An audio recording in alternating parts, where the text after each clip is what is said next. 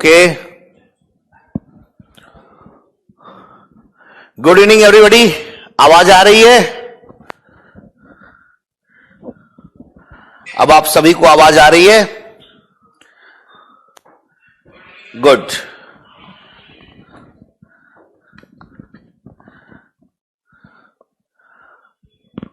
Hello, good evening everybody. Okay, thank you. मैं DPN Singh आप सबको अपनी क्लास में आप सबका स्वागत है। कल मैंने आप लोगों को जनरल साइंस यूपीएससी में और पब्लिक सर्विस कमीशन पीसीएस में जनरल साइंस के बायोलॉजी सब्जेक्ट की शुरुआत की थी, जिसमें मैंने बायोलॉजी का इंट्रोडक्टरी क्लास लिया था कि बायोलॉजी किसे कहते हैं, बायोलॉजी वर्ड को किसने सबसे पहले यूज किया था और बायोलॉजी सब्जेक्ट को सबसे पहले किस साइंटिस्ट ने स्टडी किया था। बायोलॉजी को 2 पार्ट्स में डिवाइड किया गया, बॉटनी और जूलॉजी। बॉटनी और जूलॉजी की स्टडी सबसे पहले किस साइंटिस्ट ने किया था, उन्होंने कौन सी बुक लिखी। जैसे मैंने आप लोगों को बताया था कि हिस्टोरिया प्लांटेरम एक बुक लिखा गया था थियोफ्रेस्टस के द्वारा, और हिस्टोरिया एनिमेलियम लिखा गया था एरिस्टोटल यानी अरस्तु के द्वारा। फिर आगे की क्लास हमारी बढ़ी। आगे हम लोगों ने लिविंग बींग्स के कैरेक्टरिस्टिक फीचर्स के बारे में हम लोगों ने अध्ययन किया कि लिविंग बींग्स का कैरेक्टरिस्टिक फीचर क्या है, जिसमें हम लोगों ने रिप्रोडक्शन को, ग्रोथ एंड डेवलपमेंट को और मेटाबॉलिक एक्टिविटीज के बारे में जाना। रिप्रोडक्शन में हमने इंटरनल और एक्सटर्नल सेक्सुअल रिप्रोडक्शन के बारे में जाना, और असेक्सुअल रिप्रोडक्शन जिससे मैंने क्लोन बताया था कि क्लोन बनाया जाता है, उसके बारे में हमने आपको बताया था। देखिए प्रीति जी, क्लोन क्यों बनाया जाता है, वो साइंस एंड टेक्नोलॉजी में जब आपको जैव प्रौद्योगिकी यानी बायोटेक्नोलॉजी जब पढ़ाया जाएगा, तब आपको बताया जाएगा कि क्लोन क्यों बनाया जाता है। वैसे मैं आपको शॉर्ट में बता दूं कि क्लोन बनाने के पीछे कई कारण होते हैं। अच्छी वैरायटीज के अगर एनिमल्स डेवलप किए जाएंगे तो ज्यादा से ज्यादा दुग्ध उत्पादन करेंगे, ज्यादा से ज्यादा और भी प्रोडक्ट को डेवलप करेंगे, इसलिए क्लोन बनाया जाता है। और डिटेल में हम लोग बायोटेक्नोलॉजी में पढ़ा जाएगा। ओके मोनू जी, मैं सभी टर्म को इंग्लिश में लिख रहा हूं और हिंदी दोनों में लिख रहा हूं, जिससे हिंदी मीडियम और इंग्लिश मीडियम के विद्यार्थियों को परेशानी ना हो। तो कल हमने बायोलॉजिकल क्लासिफिकेशन के बारे में पढ़ा था कि biological classification was proposed by, सबसे पहले किसने बायोलॉजिकल क्लासिफिकेशन को दिया था, वो थे कैरोलस लीनियस। कैरोलस लीनियस ने 2 किंगडम ऑफ क्लासिफिकेशन प्रपोज्ड किया, और 2 किंगडम ऑफ क्लासिफिकेशन में इन्होंने बताया कि एक प्लांट होता है और एक एनिमल होता है, 2 पार्ट्स में इन्होंने क्लासिफिकेशन को डिवाइड किया, इसलिए इन्हें फादर ऑफ टैक्सोनॉमी या फादर ऑफ क्लासिफिकेशन के नाम से जाना जाता है। मैंने आपको यह भी बताया था कि कैरोलस लीनियस ने बायोनॉमियल नॉमेनक्लेचर यानी द्विनाम पद्धति का जन्मदाता भी इन्हें कहा जाता है। द्विनाम पद्धति का जन्मदाता बायोनॉमियल नॉमेनक्लेचर के नाम से, जिन्होंने जीनस और स्पीसीज को बांटा था, उसे कैरोलस लीनियस के नाम से जाना जाता है। फिर हमने आप लोगों को आर.एच. विटेकर साहब के बारे में बताया था कि आर.एच. विटेकर बायोलॉजिकल क्लासिफिकेशन में मैंने बताया था आर.एच. विटेकर ने क्लासिफिकेशन दिया था, और इनकी क्लासिफिकेशन का नाम था 5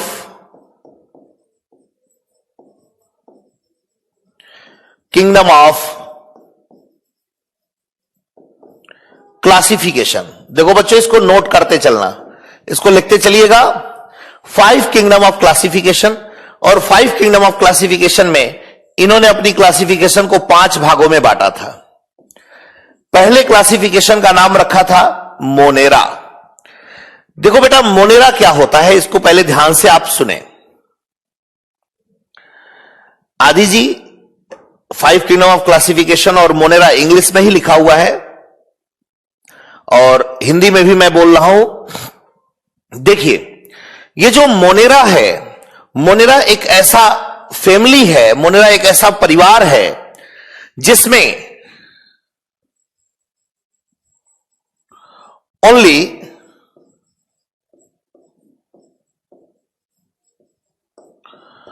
प्रोकैरियोटिक सेल से बने हुए लिविंग बींग्स पाए जाते हैं। बहुत ध्यान से मेरी बात को सुनिएगा। मोनेरा एक ऐसा क्लासिफिकेशन है जिसमें केवल प्रोकैरियोटिक सेल से बने हुए लिविंग बींग्स पाए जाते हैं। अब आपके मन में क्वेश्चन अराइज हो रहा होगा कि सर ये प्रोकैरियोटिक सेल होता क्या है। देखिए, ये प्रोकैरियोटिक सेल के बारे में थोड़ा सा मैं आपको बता दूं कि ये एक ऐसा सेल होता है जिसमें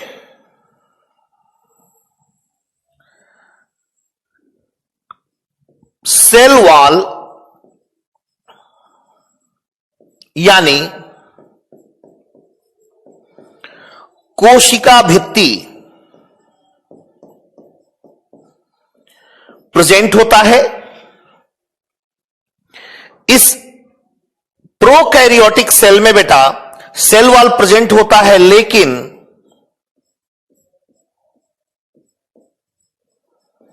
न्यूक्लियस मीन्स होता है केंद्रक, ये न्यूक्लियस एब्सेंट होता है। ये चीज याद रखना। प्रोकैरियोटिक सेल एक ऐसा सेल होता है जिसमें सेल वॉल प्रेजेंट होता है लेकिन न्यूक्लियस एब्सेंट होता है।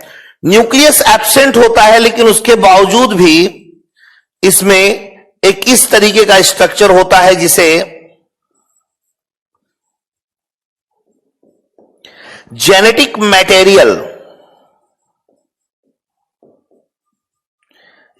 मटेरियल कहा जाता है। और यह जेनेटिक मटेरियल कुछ और नहीं है, यह डीएनए को कहा जाता है। यानी बेटा इस प्रोकैरियोटिक सेल में न्यूक्लियस एब्सेंट होता है लेकिन एक जेनेटिक मटेरियल यानी एक आनुवांशिक पदार्थ इसमें डीएनए के रूप में पाया जाता है। डीएनए क्या होता है, थोड़ा सा इसको जान लें। इसका फुल फॉर्म लिख लीजिए। डीएनए का मतलब होता है D oxy ribo nucleic acid. Deoxy ribo nucleic acid ये एक जेनेटिक मटेरियल होता है, आनुवांशिक पदार्थ होता है जो पीढ़ी दर पीढ़ी one generation to another generation other generation में ये जाता है। तो बेटा ये एक प्रकार का सेल है जिसमें सेल वॉल प्रेजेंट होता है लेकिन न्यूक्लियस एब्सेंट होता है, लेकिन डीएनए जेनेटिक मटेरियल के रूप में प्रेजेंट होता है। अब ये जो डीएनए जो प्रेजेंट होता है ना, इसी डीएनए को प्रोकैरियोटिक सेल में न्यूक्लियोड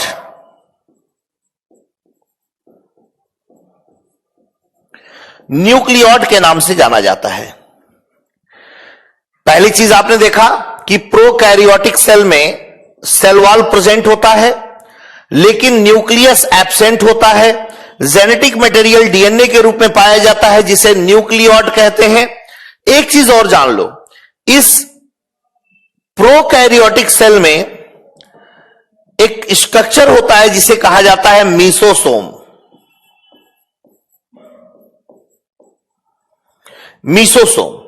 ये जो बेटा मीसोसोम होता है ये इस प्रोकैरियोटिक सेल को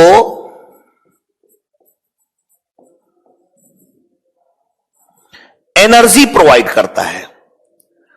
जैसे यूकैरियोटिक सेल में माइटोकॉन्ड्रिया पाया जाता है, उसी तरीके से प्रोकैरियोटिक सेल में मीसोसोम्स नामक संरचना पाई जाती है जो इस प्रोकैरियोटिक सेल को एनर्जी प्रोवाइड करता है।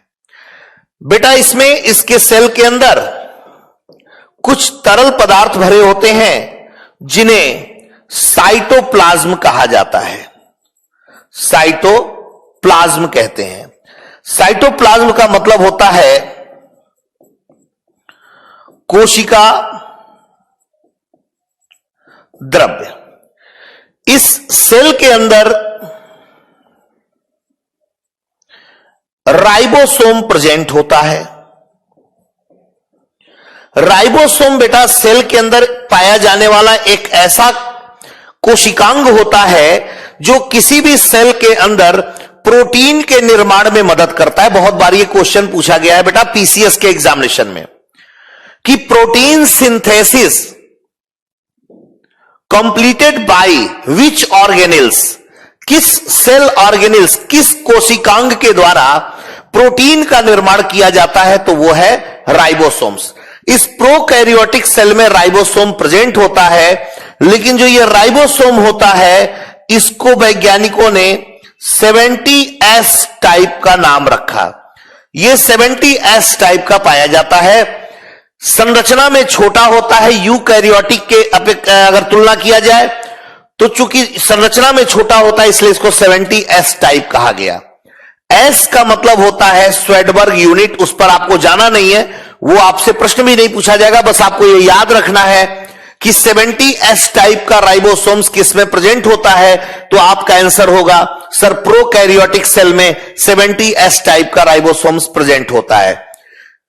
मैंने बताया कि जितने भी लिविंग बींग्स हैं जो प्रोकैरियोटिक सेल से मिलकर बने होते हैं, यानी कि ओनली प्रोकैरियोटिक सेल से निर्मित जितने भी लिविंग बींग्स होते हैं वो सभी के सभी जिस परिवार में रखे गए हैं, जिस किंगडम में रखे गए हैं, उसे मोनेरा कहते हैं।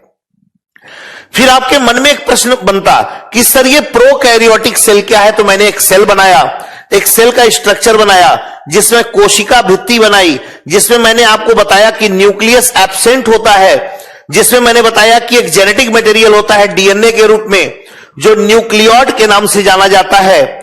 मैंने आपको बताया कि इसमें माइटोकॉन्ड्रिया नहीं पाया जाता, इसमें मीसोसोम्स नामक संरचना पाई जाती है जो इसमें एटीपी के रूप में एनर्जी प्रोवाइड करता है।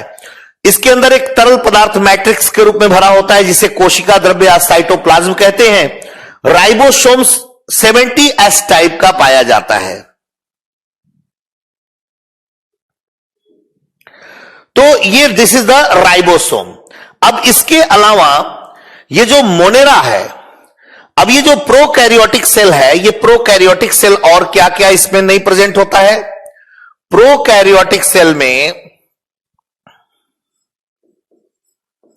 माइटोकॉन्ड्रिया,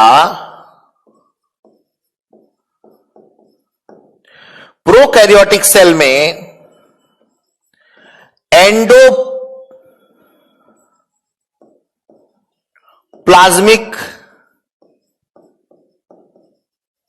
रेटिकुलम, एंडोप्लाज्मिक रेटिकुलम जिसे अंतः प्रद्रवी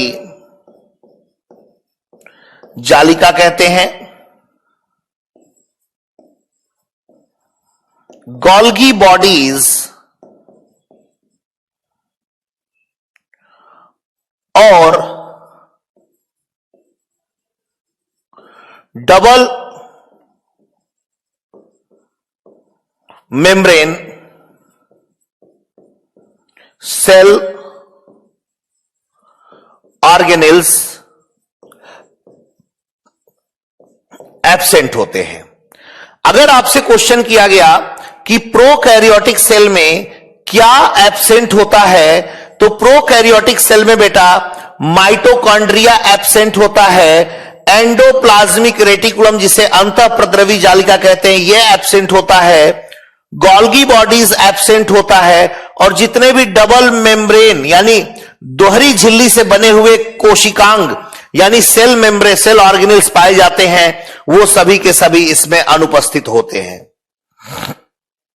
yes Ambika ji, it's a bacterial cell, ये एक प्रकार का बैक्टीरियल सेल है। और याद रखिएगा मोनेरा जो होता है, जिस प्रकार का सेल रखता है उसे बैक्टीरियल सेल या प्रोकैरियोटिक सेल कहा जाता है।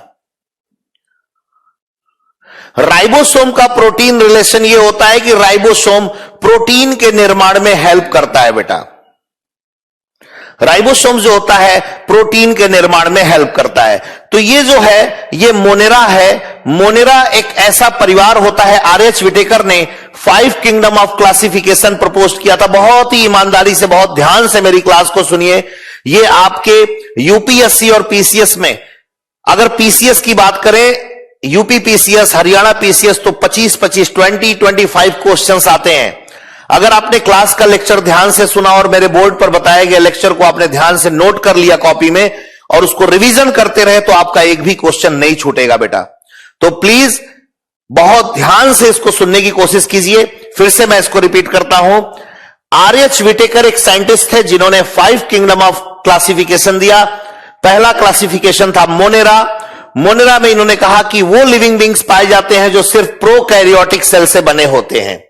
वो लिविंग बींग्स होते हैं जो सिर्फ प्रोकैरियोटिक सेल से बने होते हैं, जिसे बैक्टीरियल सेल के नाम से भी जाना जाता है। प्रोकैरियोटिक सेल क्या होता है, आपको कोई परेशानी ना हो इसलिए मैंने आपको एक स्ट्रक्चर बनाया। इस स्ट्रक्चर में आपको बताया कि प्रोकैरियोटिक सेल कैसा होता है।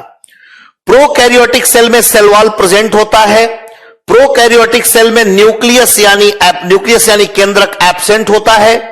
प्रोकैरियोटिक सेल में जेनेटिक मटेरियल डीएनए के रूप में पाया जाता है जिसे न्यूक्लियोइड कहा जाता है। प्रोकैरियोटिक सेल में मीसोसोम्स पाया जाता है जो प्रोकैरियोटिक सेल को रिस्पायरेशन यानी श्वसन करने में हेल्प करता है। और इसके अंदर एक लिक्विड लाइक मटेरियल होता है जिसे साइटोप्लाज्म कहते हैं। और राइबोसोम्स जो होता है इसमें 70S टाइप का होता है जो प्रोटीन सिंथेसिस में हेल्प करता है। Prokaryotic cell do not contain mitochondria, endoplasmic reticulum, Golgi bodies and double membranous cell organelles, ये टोटल इसमें एब्सेंट होता है। तो ये मोनेरा एक परिवार है जिसमें ये सारी विशेषताएं पाई जाती हैं। आशा करते हैं कि ये सब आप लोगों ने नोट कर लिया होगा। मानस जी, अभी मैं बताता हूं कि किस किस में ये सेल होता है। ये सभी लोगों ने नोट डाउन कर लिया?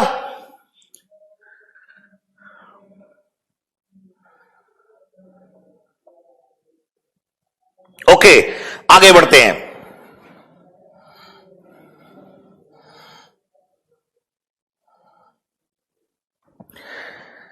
ये जो मोनेरा मैंने आपको बताया, मोनेरा जो है ये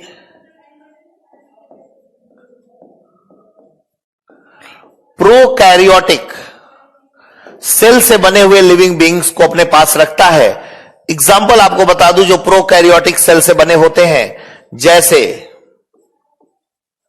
ब्लू ग्रीन एल्गी, इसे बोला जाता है एक और नाम से साइनो बैक्टीरिया। भूलना मत बेटा, साइनो बैक्टीरिया और ब्लू ग्रीन एल्गी दोनों एक होते हैं। साइनो बैक्टीरिया और ब्लू ग्रीन एल्गी दोनों एक होते हैं और ये प्रोकैरियोटिक सेल से बने होते हैं। दूसरा एग्जाम्पल याद रखना बेटा, माइकोप्लाज्मा याद रखना। माइकोप्लाज्मा जो होता है ये इस अर्थ पर सबसे स्मॉलेस्ट लिविंग सेल रखता है। Smallest living cell on the earth, smallest living cell on the earth, इस पृथ्वी पर सबसे सूक्ष्मतम जीवित कोशिका जिसकी होती है उसे कहा जाता है माइकोप्लाज्मा। इसी को माइकोप्लाज्मा को पीपीएलओ के नाम से जाना जाता है। बहुत बार इस पीपीएलओ का फुल फॉर्म आपके यूपीएससी और यूपीपीसीएस के एग्जामिनेशन में पूछा गया है, जिसे प्लूरो निमोनिया लाइक ऑर्गेनिज्म कहते हैं। प्लूरो निमोनिया लाइक ऑर्गेनिज्म के नाम से इसे जाना जाता है माइकोप्लाज्मा को, और ब्लू ग्रीन एल्गी या साइनोबैक्टीरिया इसके एग्जाम्पल हैं। ब्लू ग्रीन एल्गी को नील हरित शैवाल कहते हैं। ये ब्लू ग्रीन एल्गी या साइनोबैक्टीरिया या माइकोप्लाज्मा ये सभी के सभी प्रोकैरियोटिक सेल से बने होते हैं और जिन्हें मोनेरा परिवार में रखा गया है। ये तो हो गया पहली फैमिली। इस पहली फैमिली के बारे में मैंने आपको बताया। दूसरा जो है, दूसरे परिवार का नाम मैंने लिखा था जिसे प्रोटिस्टा कहा जाता है। बेटा प्रोटिस्टा के नाम से जाना जाता है। देखो बेटा प्रोटिस्टा क्या होता है, मैंने बेटा बताया था कल की क्लास में जो भी बच्चे मेरे रहे होंगे उनको पता होगा कि कल मैंने क्या पढ़ाया था। कल मैंने बायोलॉजिकल क्लासिफिकेशन की शुरुआत की थी। बायोलॉजिकल क्लासिफिकेशन को सबसे पहले कैरोलस लिनियस ने बताया था। कैरोलस लिनियस ने बायोलॉजिकल क्लासिफिकेशन को 2 पार्ट्स में डिवाइड किया, एक प्लांट्स के रूप में और एक एनिमल के रूप में। फिर एक नए साइंटिस्ट जिनका नाम आर.एच. विटेकर था, इन्होंने कहा कि सर इस पृथ्वी पर सिर्फ 2 ही लिविंग बींग्स नहीं पाए जाते हैं, प्लांट और एनिमल, इसके अलावा और भी लिविंग बींग्स इस पर पाए जाते हैं। तो उन्होंने अपने रिसर्च के दौरान बहुत सारा रिसर्च किया और उन्होंने 5 किंगडम की खोज की और उसी 5 किंगडम के नाम पर 5 किंगडम ऑफ क्लासिफिकेशन का नाम रखा। और उन्होंने कहा कि देखो सर इस पृथ्वी पर 2 तरह के लिविंग बींग्स पाए जाते हैं, एक प्रोकैरियोटिक सेल से बना हुआ होता है और दूसरा जो होता है वो यूकैरियोटिक सेल से बना होता है। देखो जो प्रोकैरियोटिक सेल से बना हुआ जो लिविंग बींग्स होता है वो, उसके बारे में मैंने आपको बताया कि जितने भी इस पृथ्वी पर प्रोकैरियोटिक सेल से बने हुए लिविंग बींग्स होंगे वो एक परिवार में रखे जाएंगे जिसका नाम मोनेरा होगा। आदि जी आपने पूछा व्हाट इज मीन मोनेरा, मैंने मोनेरा का मतलब आपको बता दिया कि वो लिविंग बींग्स जो प्रोकैरियोटिक सेल से बने हो, पृथ्वी पर जितने भी, अर्थ पर जितने भी प्रोकैरियोटिक सेल से बने हुए लिविंग बींग्स हैं वो सब के सब एक फैमिली में रखे गए हैं जिसका नाम है मोनेरा। और उस मोनेरा फैमिली के जो एग्जाम्पल्स मैंने आपको बताए, blue green algae, cyanobacteria, mycoplasma जिसे पीपीएलओ के नाम से जाना जाता है। अब दूसरा जो फैमिली है उसका नाम रखा था आर.एच. विटेकर ने प्रोटिस्टा नाम रखा था। और प्रोटिस्टा के बारे में बताया बेटा कि ये जो प्रोटिस्टा जो होता है, इस प्रोटिस्टा परिवार में वही लिविंग बींग्स रहेंगे। बहुत ध्यान से सुनना, इस प्रोटिस्टा परिवार में वही लिविंग बींग्स रखे जाएंगे जो यूकैरियोटिक सेल से बने हों, जो यूकैरियोटिक सेल से बने होते हैं और जो यूनिसेलुलर होते हैं, यूनिसेलुलर होते हैं। जो यूकैरियोटिक सेल से बने हो और यूनिसेलुलर हो, यूनिसेलुलर का मतलब होता है एक कोशिकीय हो, जिनके शरीर की संरचना का निर्माण सिर्फ एक कोशिका से, सिंगल सेल से पूरा का पूरा बॉडी बना हो, उसे बोला जाता है बेटा यूनिसेलुलर या एक कोश की।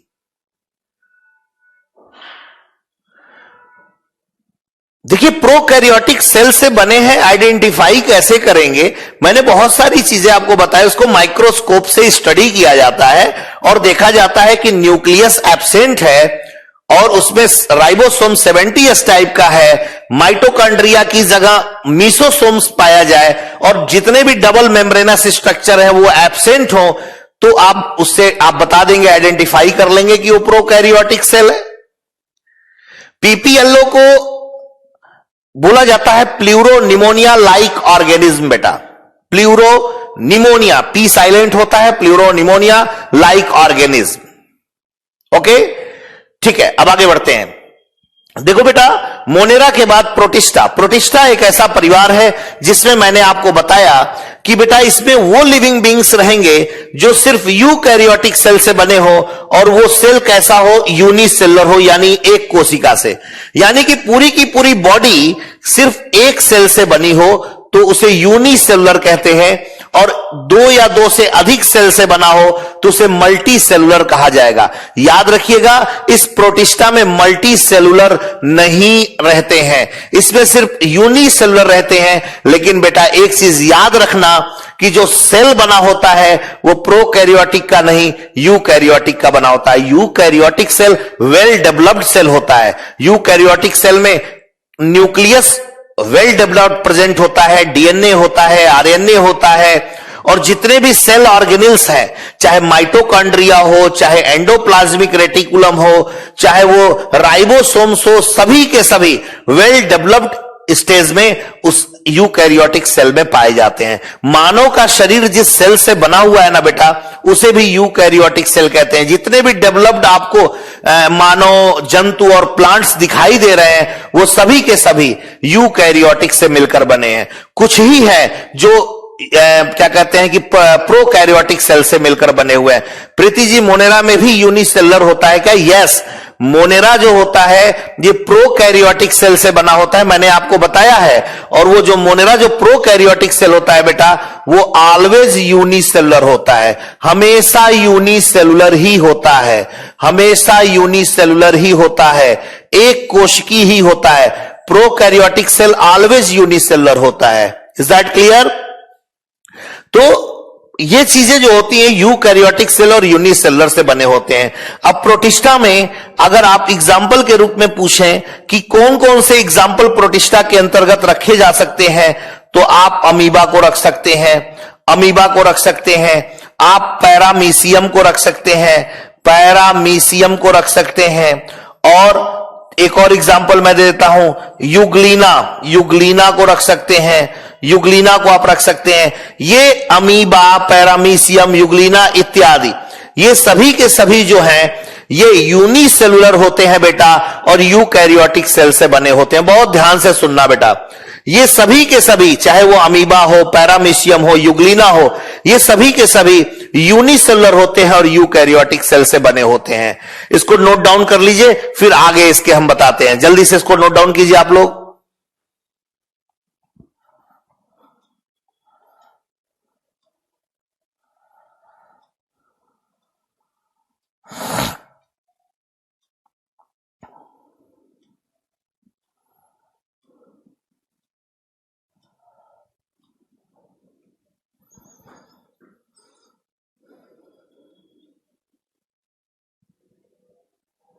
ओके, इसे सभी लोगों ने नोट डाउन कर लिया?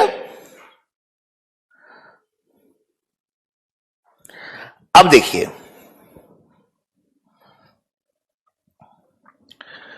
ये जो अमीबा होता है, पैरामीशियम होता है और युग्लिना होता है, ये सब किस में रखे जाते हैं? यूकैरियोटिक सेल और यूनिसेलुलर लिविंग बींग्स होते हैं। इसके बाद है बेटा मोनेरा, प्रोटिस्टा। मोनेरा और प्रोटिस्टा के बाद तीसरा जो लिविंग बींग्स है उसे कहा जाता है फंगी। फंगी यानी कवक। आर.एच. विटेकर का जो तीसरा परिवार था वो कवक, फंगी को रखा गया। लखन जी, प्रोकैरियोटिक सेल क्या है? मैंने अभी आपको बताया है कि एक ऐसा सेल जिसमें न्यूक्लियस एब्सेंट होता है, और ये बहुत बहुत पहले जब पृथ्वी पर जीवधारियों का डेवलपमेंट हुआ था, तब वो जो जीवधारी सबसे पहले आया था, वैज्ञानिकों का मानना है कि उसका सेल वेल डेवलप्ड नहीं था, न्यूक्लियस एब्सेंट था, उसके अंदर बहुत सारे कोशिका के अंदर बहुत सारे कोशिकांग अनुपस्थित थे, तो उसे प्रोकैरियोटिक सेल कहा गया। प्रोकैरियोटिक सेल मींस होता है प्रिमिटिव सेल्स। प्रिमिटिव सेल्स यानी प्राचीन कोशिका।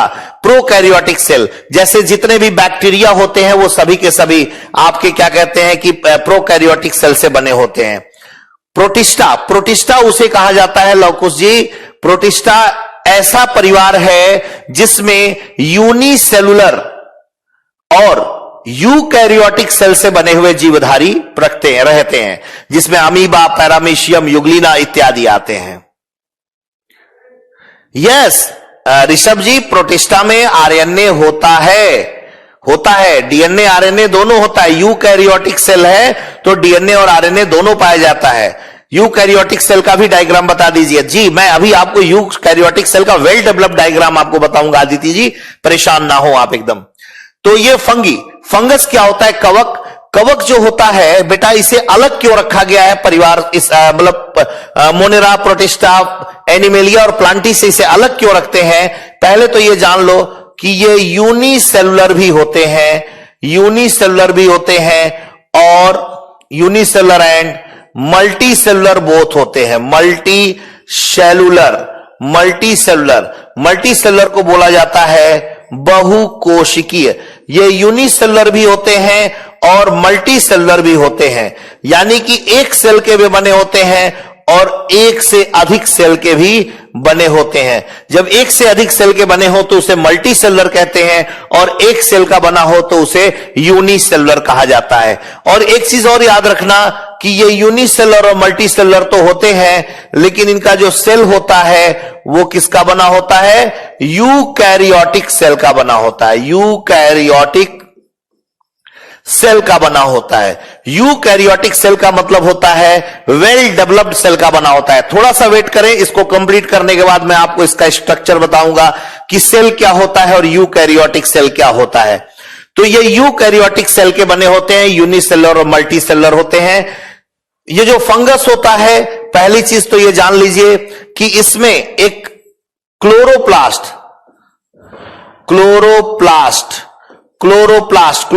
का मतलब होता है हरित लवक। क्लोरोप्लास्ट का मतलब होता है हरित लवक। ये एब्सेंट होता है यानी अनुपस्थित होता है। आप सबको पता होना चाहिए कि ये क्लोरोप्लास्ट जो होता है हरित लवक, ये प्लांट्स में पाया जाता है, और प्लांट्स में ये फोटोसिंथेसिस प्रोसेस को कंप्लीट करने में मदद करता है।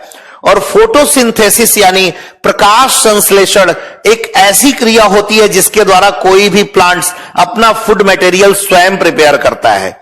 यानी plants prepare own food material with the help of photosynthesis, with the help of chloroplast. That's why plants are the autotrophs. इसीलिए प्लांट्स को स्वपोषी या ऑटोट्रॉप्स कहा जाता है। जो अपना भोजन, जो भी लिविंग बींग्स अपना भोजन स्वयं बनाते हैं, उन्हें ऑटोट्रॉप्स के नाम से जाना जाता है। लेकिन बेटा, ये जो फंगस होता है, कवक होता है, इसमें क्लोरोप्लास्ट एब्सेंट होता है। क्लोरोप्लास्ट एब्सेंट होने की वजह से ये अपना भोजन स्वयं नहीं बनाते हैं, ये अपने भोजन के लिए दूसरे जीवधारियों पर निर्भर रहते हैं। इसीलिए इसे कवक को हेट्रोट्रॉप्स के नाम से जाना जाता है। इसीलिए कवक को क्या कहते हैं? फंगस को हेट्रोट्रॉप्स कहते हैं। चूंकि इसमें क्लोरोप्लास्ट एब्सेंट होता है तो ये हेट्रोट्रॉप्स कहलाते हैं। हेट्रोट्रॉप्स का मतलब होता है परपोषी का मतलब होता है जो जीव भोजन के लिए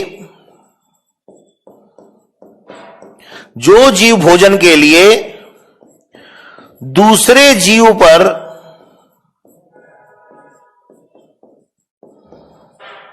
निर्भर रहता है। जो जीव भोजन के लिए दूसरे जीव पर निर्भर रहता है उसे परपोषी के नाम से या हेट्रोट्रॉप्स के नाम से जाना जाता है। यानी fungus dependent upon others for the food materials. जो फंगस होता है ये भोजन के लिए दूसरे लिविंग बींग्स पर यह निर्भर रहता है, इसीलिए इसे हेट्रोट्रॉप्स या परपोषी कहा जाता है। ये परपोषी यानी हेट्रोट्रॉप्स भी होता है फंगस। इसके साथ साथ फंगस जो होता है सिम्बायोसिस शो करता है। सिम्बायोसिस शो करता है। सिम्बायोसिस का मतलब होता है सहजीविता। बहुत ध्यान से सुनना बेटा, ये सहजीविता शो करता है। कैसे? ये एल्गी और फंगस ये आपस में जुड़कर एक दूसरे को लाभ पहुंचाते हैं। एल्गी और फंगस एक दूसरे को बेनिफिट प्रोवाइड करते हैं। एल्गी फंगस को फूड मटेरियल प्रोवाइड करता है और फंगस एल्गी को रहने का स्थान देता है। दोनों एक दूसरे को बेनिफिट कर दे रहे हैं। इसीलिए इस तरह के रिलेशनशिप को सिम्बायोसिस या सिम्बायोटिक रिलेशनशिप कहा जाता है। क्योंकि फंगस ये काम करता है, इसीलिए इसको सिम्बायोसिस के नाम से भी जाना जाता है। इसके अलावा जो फंगस है, ये फंगस सैप्रोट्रॉप्स भी होता है बेटा। सैप्रोट्रॉप्स भी होता है यानी ये मृतपोषी, यानी इसे बोला जाता है मृतपोषी। इसे मृतपोषी के नाम से भी जाना जाता है।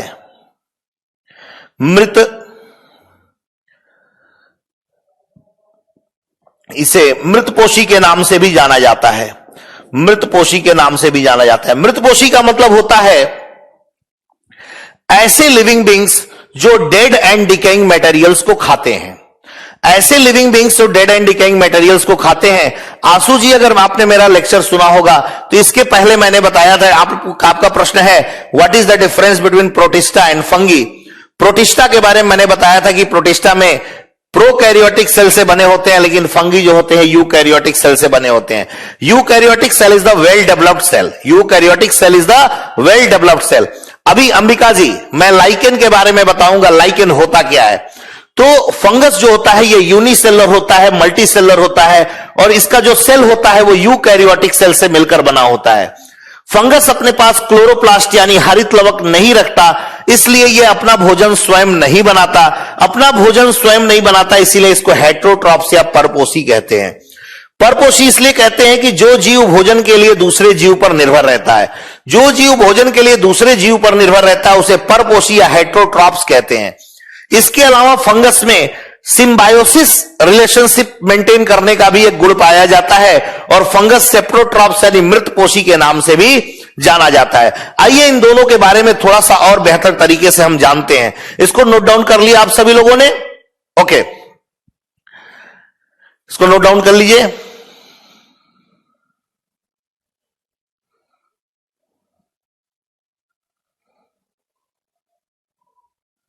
ओके, देखो बेटा, मैंने अभी आपको बताया कि जो फंगस होता है, ये फंगस जो होता है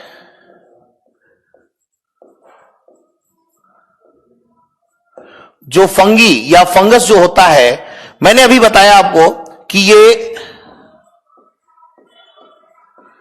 हेटेरोट्रॉप्स होता है। मैंने आपको बताया कि ये सिम्बायोसिस शो करते हैं। मैंने आपको बताया ये सैप्रोट्रॉप्स होते हैं। बेटा बहुत ध्यान से समझिएगा। देखिए, हेटेरोट्रॉप्स को मैंने बताया कि हेटेरोट्रॉप्स मतलब होता है परपोषी। सिम्बायोसिस का मतलब बताया ये सहजीविता प्रदर्शित करते हैं, और सैप्रोट्रॉप्स का मतलब होता है मृतोपजीवी। मृतोपजीवी का मतलब होता है कि ऐसे लिविंग बींग्स जो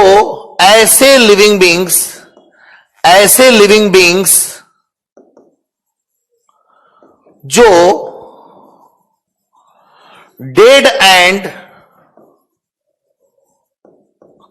डिकेइंग मटेरियल्स को खाते हैं। ऐसे लिविंग बींग्स, ऐसे जीवधारी जो सड़े गले मृत पदार्थों को खाते हैं। सड़े गले मृत पदार्थों को खाते हैं, उन्हें सैप्रोट्रॉप्स या मृतोपजीवी के नाम से जाना जाता है।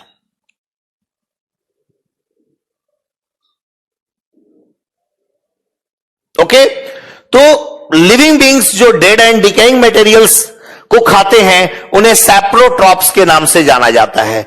मैंने सिम्बायोसिस के बारे में आपको बताने की कोशिश की। देखिए, यहां से यूपीएससी में क्वेश्चंस कैसे पूछा जाता है, इसको थोड़ा सा ध्यान से सुनिएगा। पहली चीज तो यह जान लीजिए कि फंगस कैसे सिम्बायोसिस को शो करता है। बेटा कैसे, पहले मैंने बताया कि जो फंगस होता है ये मान लीजिए एल्गी है।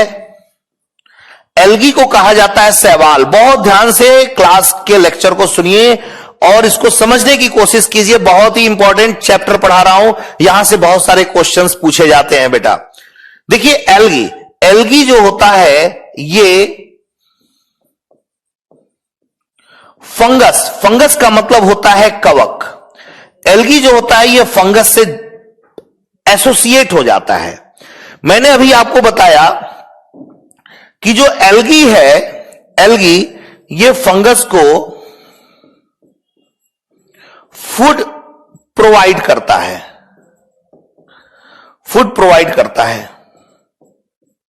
देखिए एरो बनाया है, एरो बनाया है, यानी एल्गी क्या दे रहा है? फंगस को फूड दे रहा है, फूड मटेरियल बनाकर देता है। और फंगस क्या करता है? फंगस जो है एल्गी को रहने का स्थान देता है। तो एक चीज याद रखना बेटा, जब दो लिविंग बींग्स एक साथ रहते हुए दोनों एक दूसरे को लाभ पहुंचाते हैं तो ऐसे रिलेशनशिप को सिम्बायोसिस के नाम से जाना जाता है, सहजीविता के नाम से जाना जाता है। ये एल्गी और फंगस आपस में मिलकर जिस स्ट्रक्चर का निर्माण करते हैं उसे लाइकेन कहा जाता है। क्या कहते हैं? लाइकेन कहते हैं। तो बेटा जो एल्गी और फंगस होता है, एल्गी एंड फंगस दोनों सिम्बायोसिस करके लाइकेन को फॉर्म करते हैं। क्या फॉर्म करते हैं? लाइकेन फॉर्म करते हैं। अब यहां से यूपीएससी का क्वेश्चंस बनता है बेटा। मैं जितने भी पॉइंट्स लाइकेन के बारे में बताऊंगा वो सभी के सभी स्टेटमेंट वाइज क्वेश्चंस आपके एग्जामिनेशन में पूछे जाते हैं। लाइकेन जो होता है, लाइकेन इंक्रीज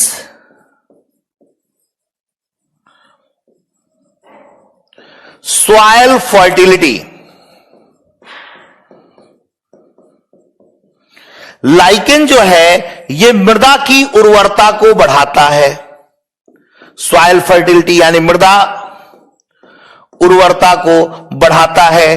पहला पॉइंट आपको क्लियर हो गया। लाइकेन जो होता है ये इंक्रीज सॉइल फर्टिलिटी, मृदा की उर्वरता को बढ़ाता है। दूसरा, lichen formed litmus paper.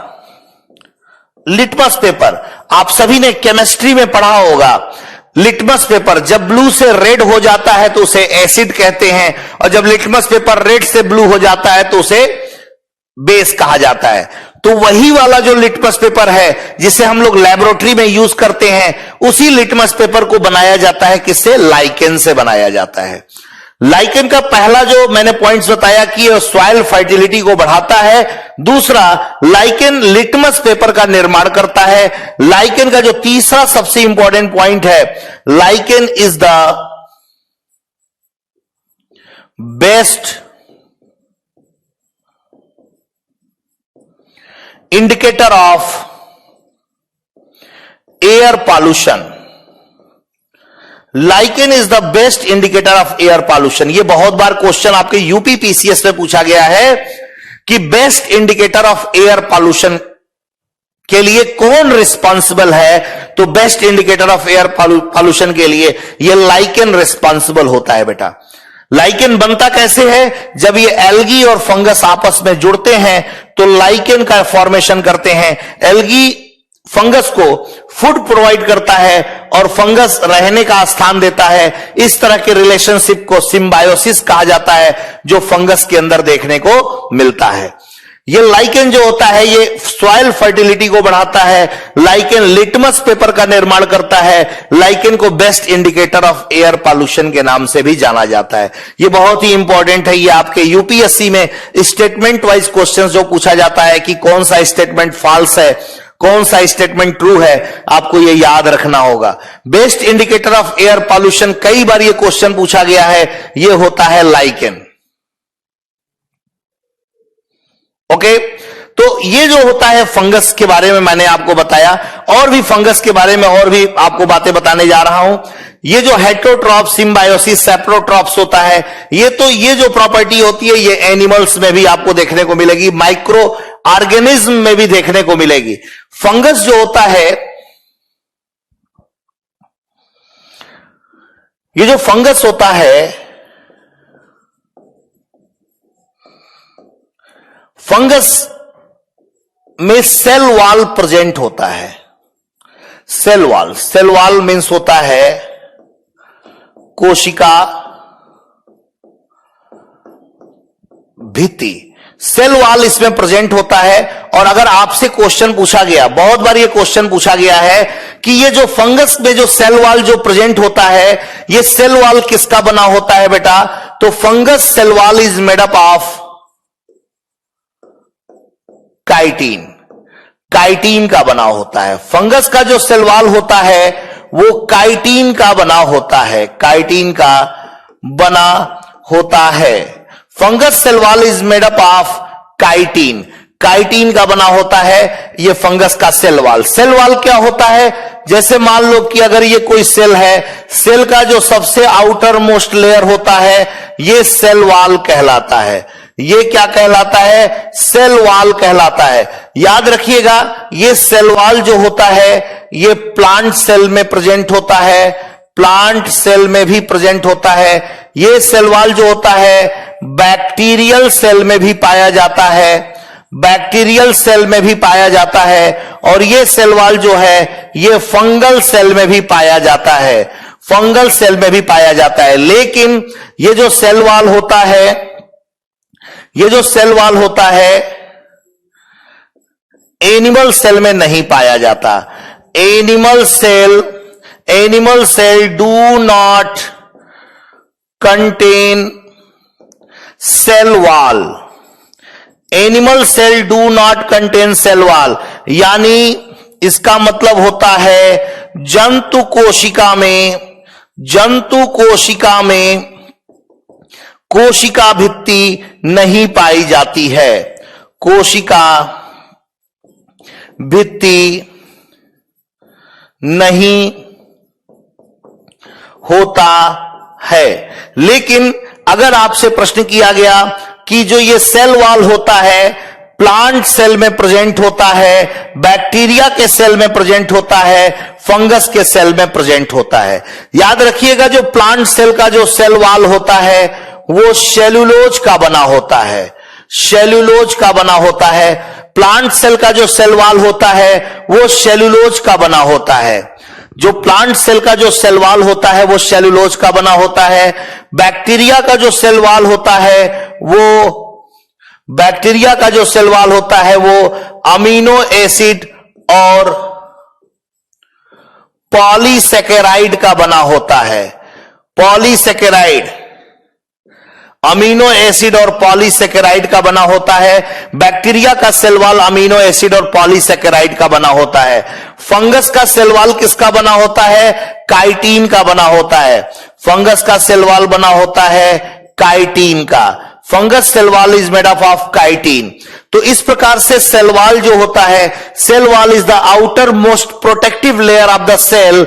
Cell wall present in plant cell wall present in bacterial cell and cell wall present in fungal cell. But animal cell do not contain cell wall, animal cell में cell wall नहीं पाया जाता।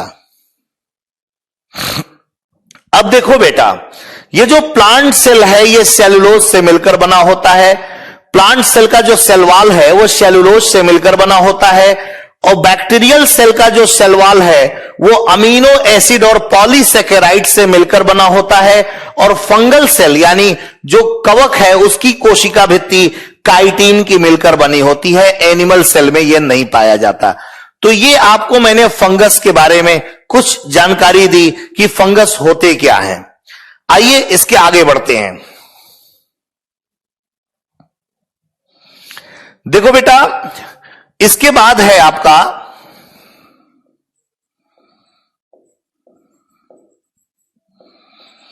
Plantae. यह है चौथा परिवार, Plantae. देखिए plants जो होते हैं, प्लांटी को पादप या पेड़ पौधे, पादप जगत कहा जाता है। ये जो पादप जगत होता है ये कई भागों में बटा होता है। बहुत ही ध्यान से समझना बेटा। अगर आपको yes, lichen is the best indicator of air pollution. Aditi ji, lichen को best indicator of air pollution इसलिए कहते हैं, थोड़ा ध्यान देना आप इधर।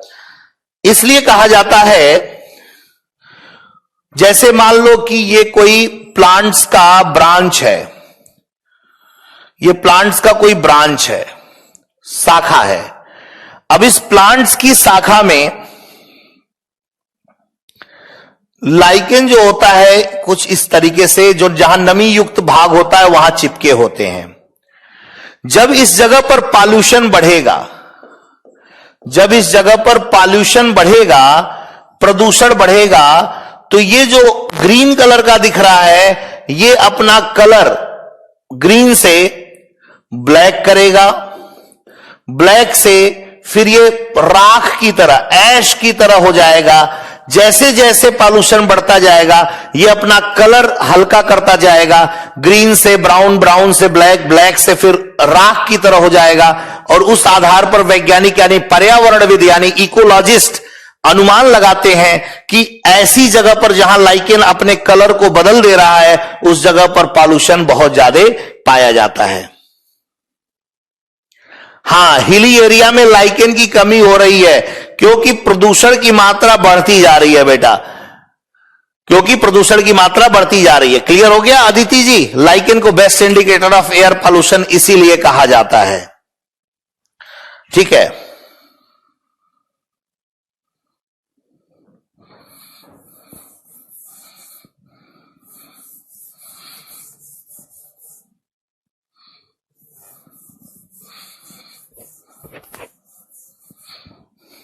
ओके, आते हैं हम लोग पादप जगत।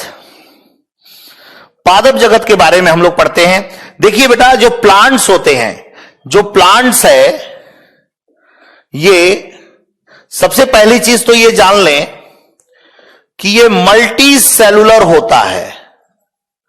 मल्टी सेलुलर होता है यानी इसका मतलब होता है बेटा कि ये बहुकोशिकीय होते हैं, यानी कि प्लांट्स की संरचना का निर्माण, प्लांट के शरीर की संरचना का निर्माण बहुत सारी कोशिकाओं से मिलकर बना होता है, इसीलिए इसे मल्टी सेलुलर के नाम से जाना जाता है।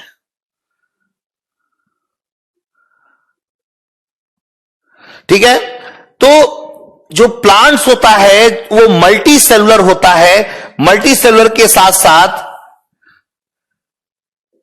जो प्लांट्स का जो शरीर होता है वो यूकैरियोटिक सेल से मिलकर बना होता है। यूकैरियोटिक सेल से मिलकर बना होता है।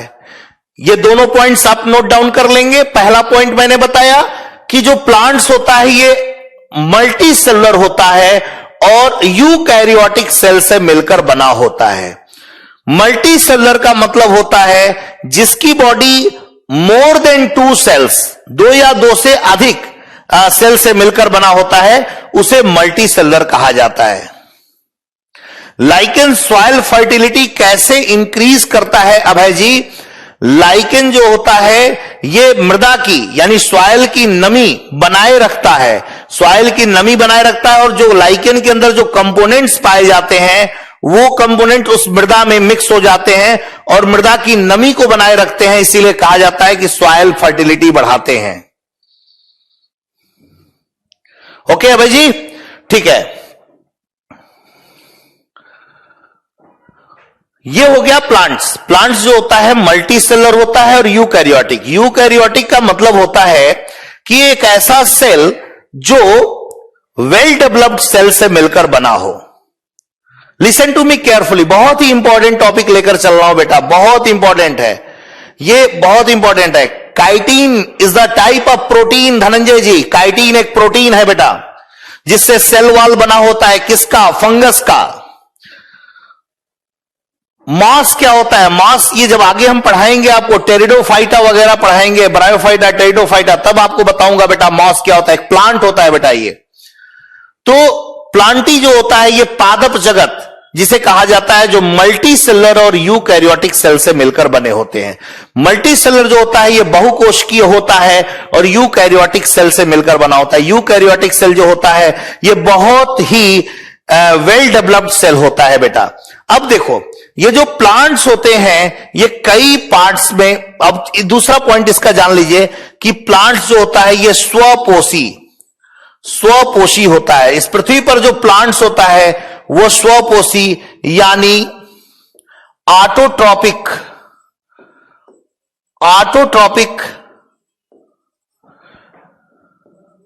न्यूट्रिशन करते हैं बेटा। ऑटोट्रॉपिक न्यूट्रिशन करते हैं, स्वपोषी होते हैं। स्वपोषी उसे कहा जाता है जो अपना फूड मटेरियल सेल्फ प्रिपेयर करता है। जो अपना फूड मटेरियल सेल्फ प्रिपेयर करता है, स्वयं बनाता है, उसे हम स्वपोषी या ऑटोट्रॉपिक न्यूट्रिशन कहते हैं। जो अपना भोजन स्वयं बनाता है उसे ऑटोट्रॉपिक न्यूट्रिशन या स्वपोषी कहते हैं। एक्चुअली ये अपना भोजन कैसे स्वयं बना लेते हैं, इसमें जो होता है इनके सेल में क्लोरोप्लास्ट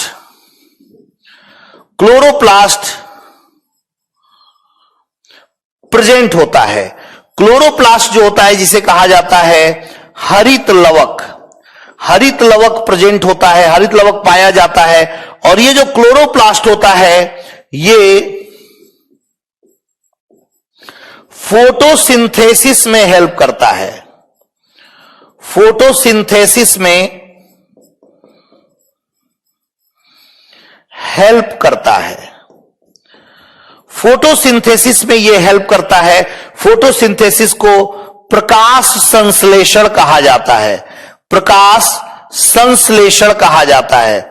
फोटोसिंथेसिस को प्रकाश संश्लेषण कहते हैं, यानी एक ऐसा प्रोसेस जिस प्रोसेस के द्वारा कोई भी लिविंग बींग्स अपना भोजन स्वयं बनाता है। बेटा, एक ऐसा प्रोसेस जिस प्रोसेस के द्वारा कोई भी लिविंग बींग्स अपना भोजन स्वयं बनाता है, जो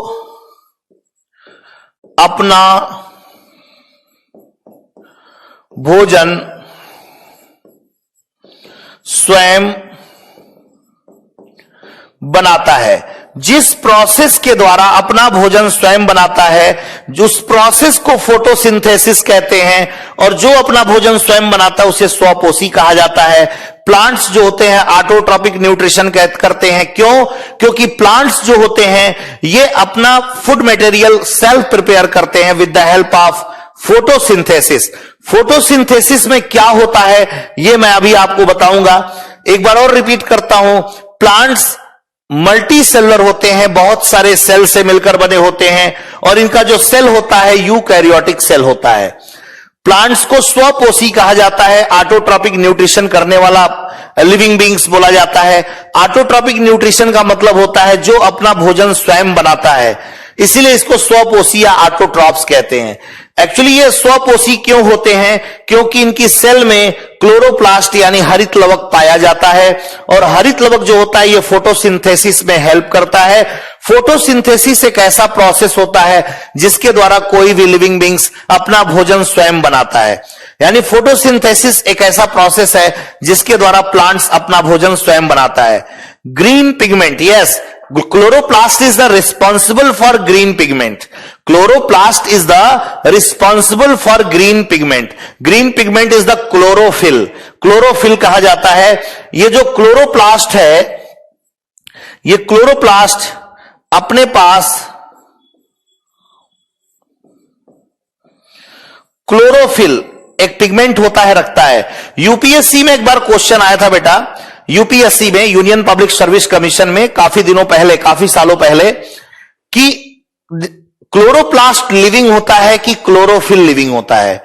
याद रखना बेटा, ये जो क्लोरोप्लास्ट होता है, ये क्लोरोप्लास्ट जो होता है ये लिविंग होता है, ये लिविंग होता है। ये जो क्लोरोफिल होता है ये नॉन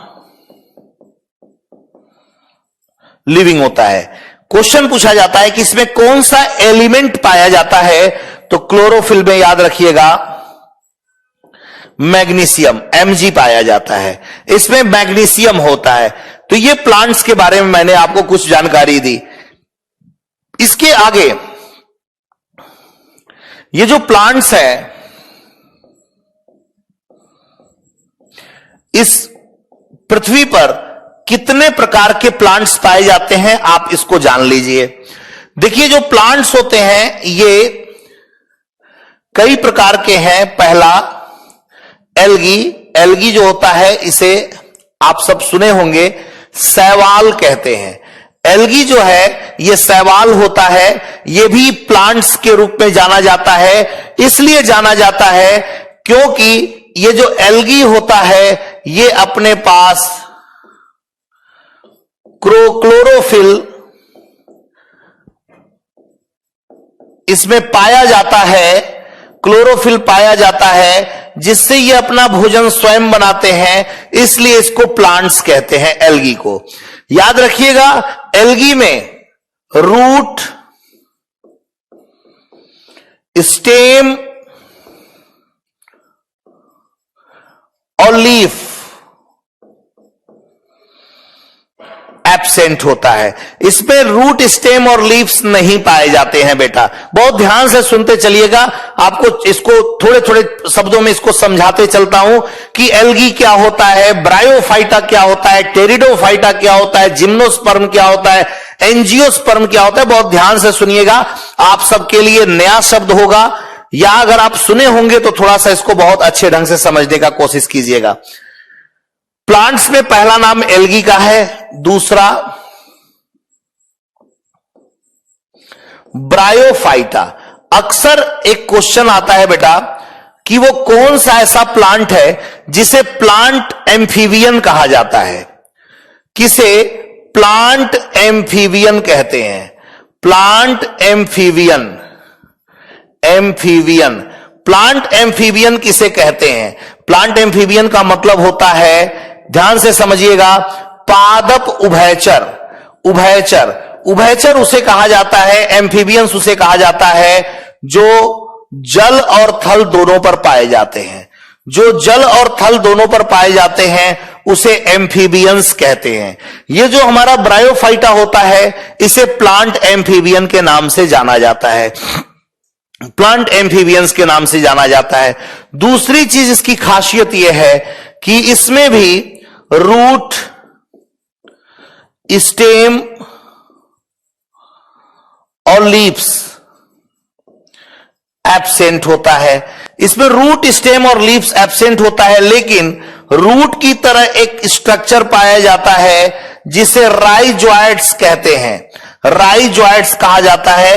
राइजोइड्स को हिंदी में मूल रोम कहते हैं। इसी राइजोइड्स की मदद से ये ब्रायोफाइटिक प्लांट्स जो होते हैं, ये पृथ्वी से चिपके हुए रहते हैं। इसी राइजोइड्स की वजह से ये पृथ्वी से चिपके हुए रहते हैं। इनमें रूट नहीं होता, स्टेम नहीं होता, लीव्स नहीं होता, लेकिन राइजोइड्स होता है जिससे ये चिपके रहते हैं। ये प्लांट एम्फीबियंस कहे जाते हैं, इसलिए इनको कहा जाता है प्लांट एम्फीबियंस, क्योंकि ये जल पर भी पाया जाता है और स्थल पर भी पाया जाता है। ब्रायोफाइटा में एक बहुत ही अच्छी क्वालिटी होती है, ये वाटर को एब्जॉर्ब करने की क्षमता रखते हैं। बहुत ज्यादा जल अवशोषण की क्षमता होती है इनमें। वाटर एब्जॉर्प्शन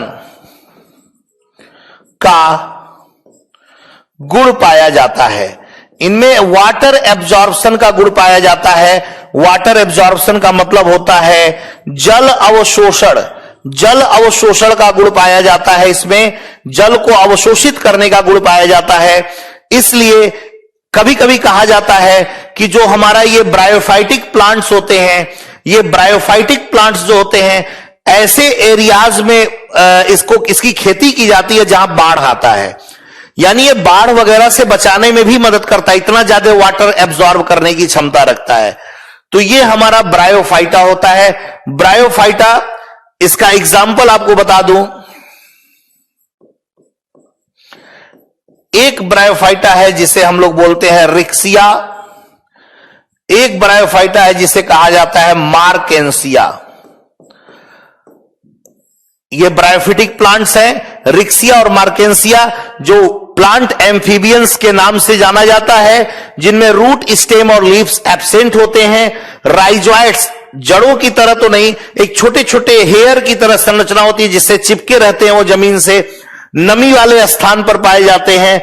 वाटर एब्जॉर्प्शन का इसमें गुण बहुत अधिक पाया जाता है। Dhananjay ji, bryophytic plants is the plant amphibians. Plant amphibians means जो वाटर एंड लैंड दोनों पर प्रेजेंट हो। रूट, स्टेम, लीव्स एब्सेंट होता है। Rhizoids are present. Rhizoids structure is similar to roots, but they are very small hair like structure known as rhizoids, and bryophytic plants have a good properties. Water absorption, water absorption की एक property पाई जाती है जो bryophytic plants में। Riccia and marchantia is the example of bryophyta. Riccia and मार्केंसिया, Riccia and मार्केंसिया,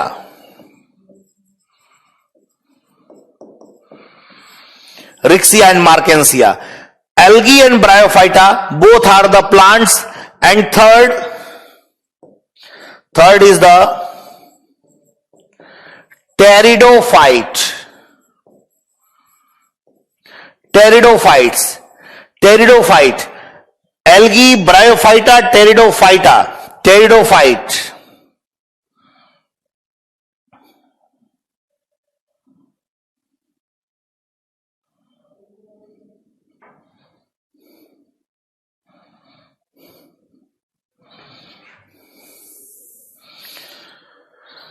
third is pteridophyta, pteridophyta. देखो pteridophyta, आप एक चीज ध्यान दीजिए, एक और आप बात ध्यान दीजिए,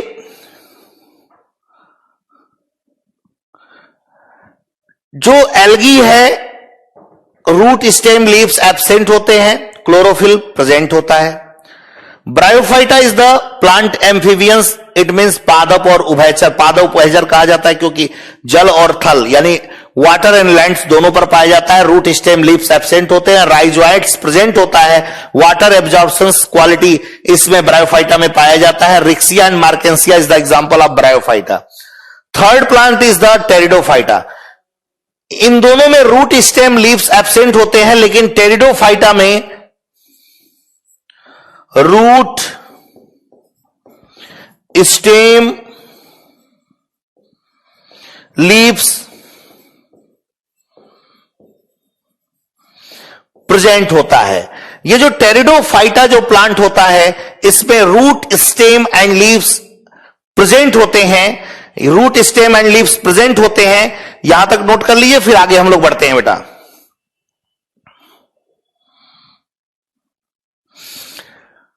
root stem and leaves present होता है। उसके बाद एक होता है बेटा जाइलम एंड फ्लोएम। जाइलम और फ्लोएम को वैस्कुलर सिस्टम कहते हैं, संवहन तंत्र।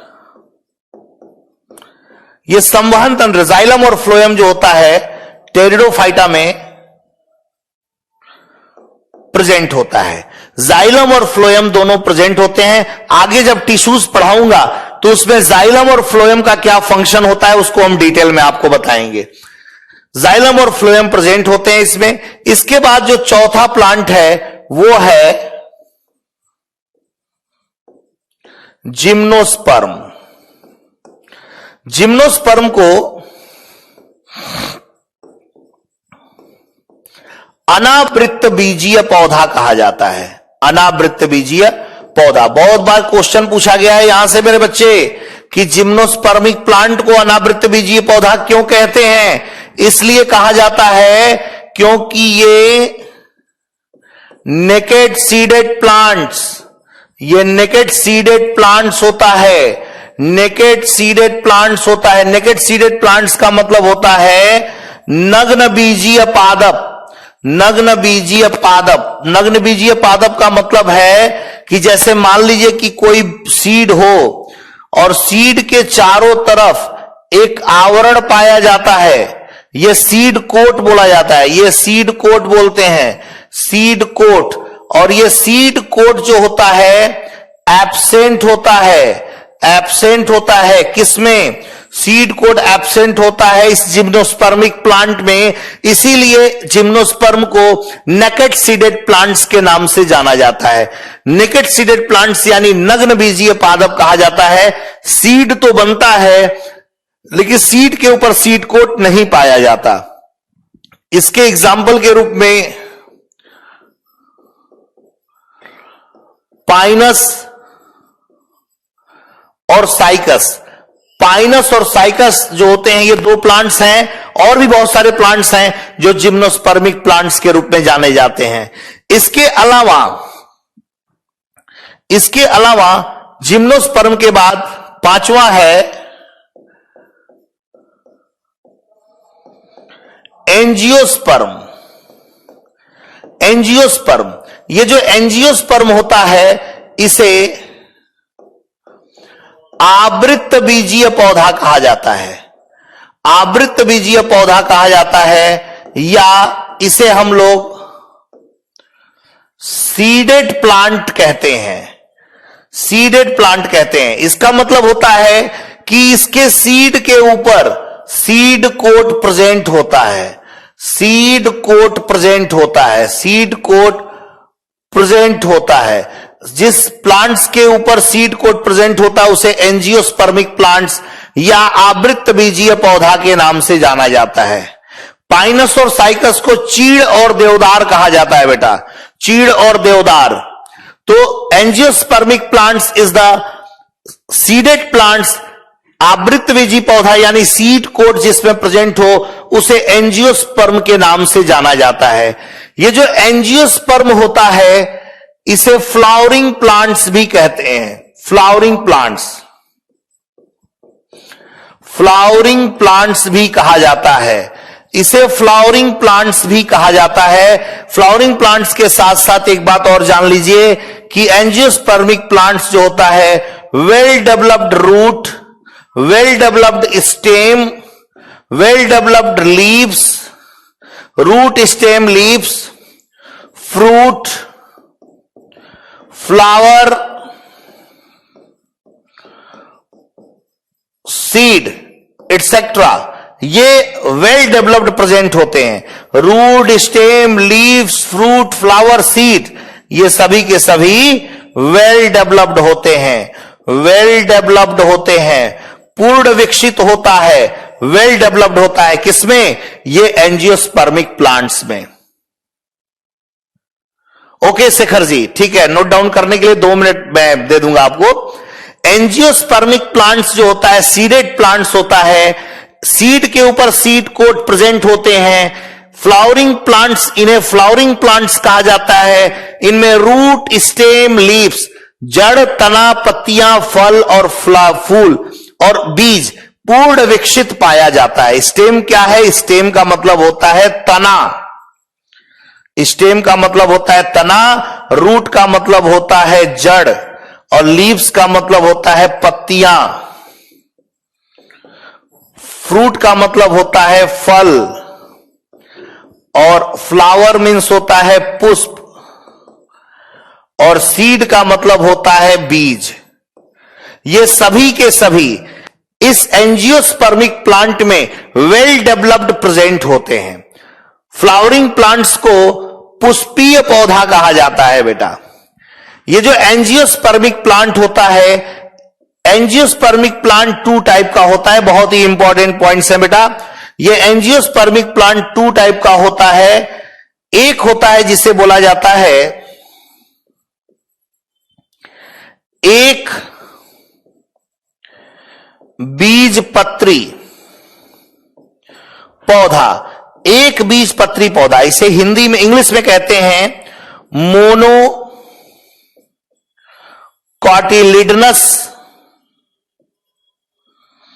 प्लांट। Monocotyledonous plants. और एक होता है द्विबीजपत्री पौधा। द्विबीजपत्री पौधा जिसे कहा जाता है डाइकॉटिलिडनस प्लांट। डाइकॉटिलिडनस प्लांट। ये 2 प्रकार के होते हैं एंजियोस्पर्मिक प्लांट। एक होता है जिसे एक बीजपत्री पौधा यानी मोनोकॉटिलिडनस प्लांट्स कहते हैं और एक होता है द्विबीजपत्री पौधा जिसे डाइकॉटिलिडनस प्लांट्स कहते हैं। रिंकू जी, फ्लावरिंग प्लांट्स का मतलब होता है एक ऐसा प्लांट्स जो अपने पास फ्लावर यानी पुष्प रखता है, फ्लावर रखता है, उसे फ्लावरिंग प्लांट्स कहते हैं। एल्गी, ब्रायोफाइटा, टेरिडोफाइटा, जिम्नोस्पर्म और एंजियोस्पर्म, ये एंजियोस्पर्म आवृत बीजी पौधा है, जो एकमात्र ऐसा पौधा है जो अपने पास फ्लावर रखता है, इसीलिए इसे फ्लावरिंग प्लांट्स कहा जाता है। Is that clear?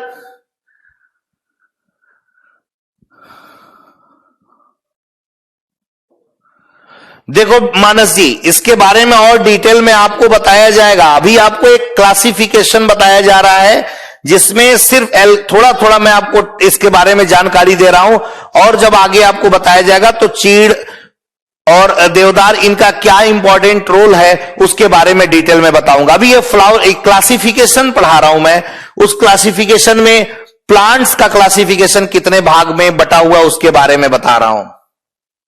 इनको नोट डाउन कर लीजिए। तो एक बीजपत्री पौधा और द्विबीजपत्री पौधों में अंतर आपको बताऊंगा, इसको नोट डाउन कर लीजिए पहले आप।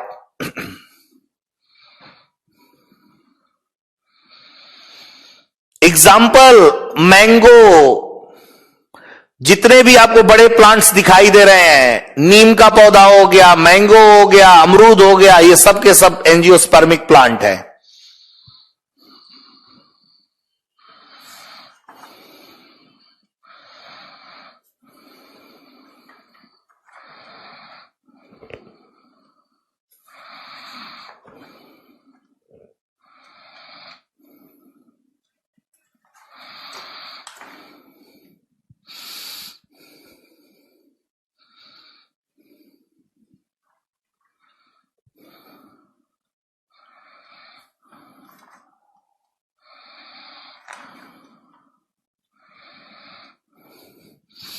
नोट डाउन कर लिया आप लोगों ने?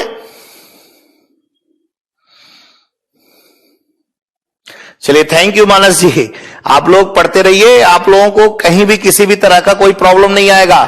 10 ईयर प्रीवियस ईयर क्वेश्चन, चाहे वो आईएएस का हो, चाहे पीसीएस का हो, या किसी भी कॉम्पिटिटिव एग्जामिनेशन का हो, जो भी चैप्टर में पढ़ा दे रहा हूं उस चैप्टर से आप 10 ईयर प्रीवियस ईयर क्वेश्चन या कोई भी एग्जामिनेशन का क्वेश्चन पेपर उठाकर आप उसको सॉल्व करेंगे ना, तो आपको सॉल्व होता जाएगा, आपका कॉन्फिडेंस बिल्डअप होगा। बस ध्यान से क्लास के लेक्चर को सुनिए, कॉपी में नोट डाउन कीजिए, जहां जेन्युइन डाउट हो उसको जरूर पूछिए। मैं आपको एक्सप्लेन करूंगा, पूरी कोशिश करूंगा कि आपको मैं आंसर देकर सेटिस्फाई कर सकूं। तो ये बेटा, ये एंजियोस्पर्मिक प्लांट है, ये आप सभी ने नोट डाउन कर लिया? नोट डाउन कर लिया? ओके।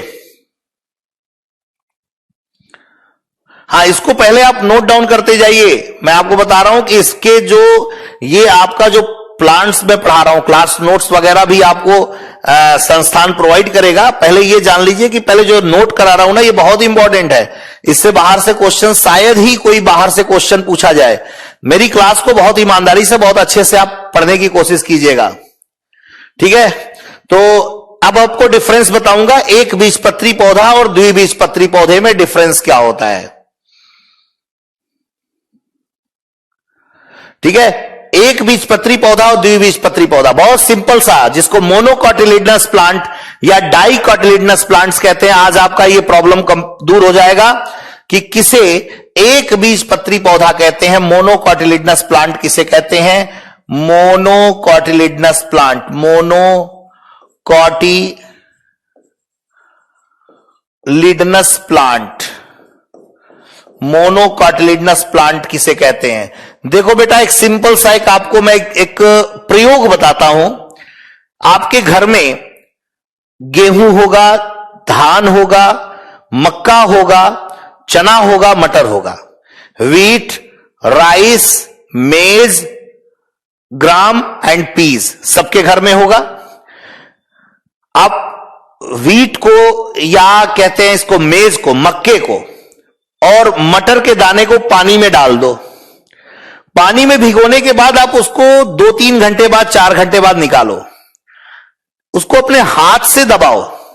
हाथ से जब दबाओगे तो आपको 2 पार्ट्स में कौन टूटेगा? जल्दी बताइए। चना, मटर और मक्के में 2 पार्ट्स में कौन टूटेगा?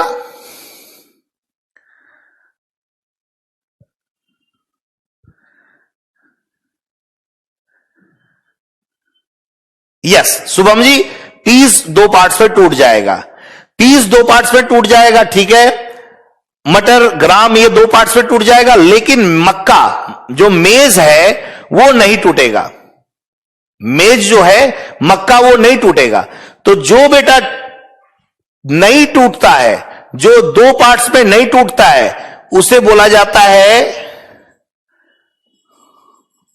वन कॉटिलीडन,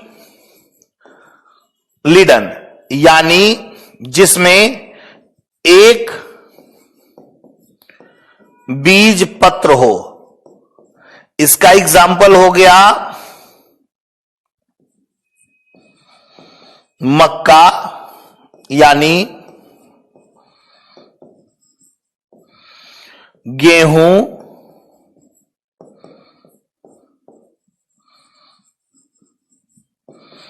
इत्यादि। और जो दो पार्ट्स में टूट जाता है उसे बोलते हैं dicotyledonous plants, dicotyledonous plants. Example जिनमें टू कॉटिलिडन्स हो, टू कॉटिलिडन्स हो, यानी जो द्विबीजपत्री पौधा हो। एग्जाम्पल है चना, मटर इत्यादि।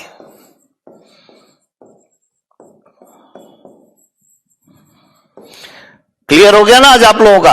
आज आप लोगों को क्लियर हो गया होगा कि मोनोकॉटिलिडन प्लांट यानी एक बीजपत्री पौधा किसे कहते हैं और द्विबीजपत्री पौधा किसे कहते हैं। बहुत सारे आपको एग्जांपल्स मिलेंगे। मूंग एक दाल होता है जो दो पार्ट्स में टूट जाए, वो अब सबको आप चेक कीजिएगा घर पे कि जो दो पार्ट्स में टूट जा रहा है उसे हम क्या कहेंगे और जो एक पार्ट्स में टूट रहा है उसे हम क्या कहेंगे। ठीक है, these are the difference between monocot and dicot. Monocot में वन कॉटिलिडन्स होता है, एक बीज पत्र होता है, मक्का गेहूं एग्जाम्पल है। डाइकॉटिलिडन्स में द्विबीज पत्र होता है, दो पार्ट्स में टूट जाता है, चना और मटर इसका एग्जाम्पल है। इसको नोट डाउन कर लीजिए, फिर इसके आगे बढ़ते हैं बेटा हम लोग।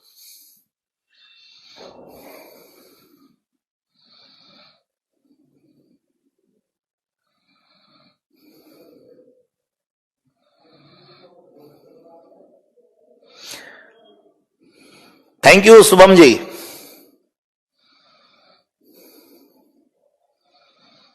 चीजें क्लियर होनी चाहिए। एग्जामिनेशन में जब भी कुछ भी पूछा जाए तो जो बायोलॉजी या फिजिक्स या केमिस्ट्री से जो भी क्वेश्चंस आए, मेरी कोशिश ये रहती है कि आप लोगों का कोई भी क्वेश्चन आपको मेरे पढ़ाए हुए लेक्चर से या नोट से बाहर से ना आए। बेटा अगर आपने पूरी ईमानदारी से, पूरी ऑनेस्टी के साथ अगर आपने मेरी क्लास को किया है ना, तो मैं आपको चैलेंज करता हूं कि आपको क्वेश्चंस इससे बाहर से नहीं पूछे जाएंगे। और भी बहुत सारी चीजें आपको मैं बताऊंगा धीरे धीरे। अभी तो ये मेरी सेकेंड क्लास है, कल पहली क्लास थी, आज ये मेरी दूसरी क्लास है। तो आगे हम लोग इस पर हम लोग चर्चा करेंगे। तो ये है मोनोकॉटिलिडन्स और डाइकॉटिलिडन्स। अब इसके बाद प्लांटी के बाद था एनिमेलिया। एनिमेलिया, एनिमेलिया को बोला जाता है जंतु जगत। अब देखो बेटा, जंतु जगत को दो भागों में बांटा गया है। एक होता है जिसे कहा जाता है, बहुत ध्यान से सुनना, एक को कहा जाता है प्रोटोजोआ और एक को कहा जाता है मेटाजोआ। प्रोटोजोआ और मेटाजोआ, प्रोटोजोआ और मेटाजोआ, ये एनिमेलिया यानी जंतु जगत को दो भागों में बांटा गया है, प्रोटोजोआ और मेटाजोआ। जी, पल्स दाल वाली फसलें, दाल अगर दो भाग में डिवाइड हो जाता है तो उसे डाइकॉटिलिडनस प्लांट कहते हैं। प्रीति जी,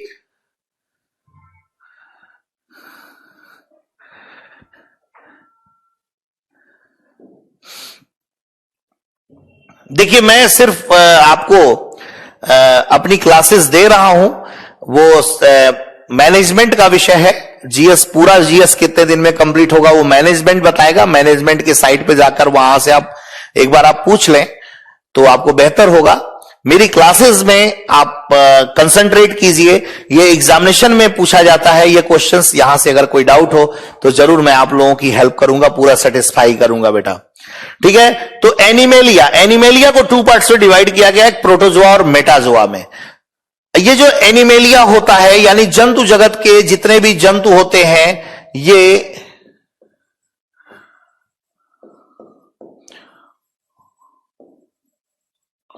मल्टी सेलुलर यानी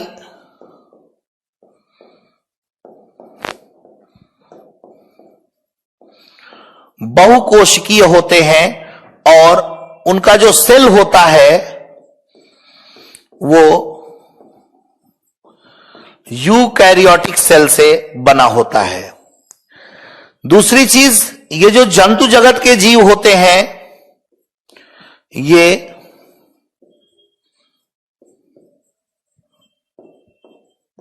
हेट्रोट्रॉप्स यानी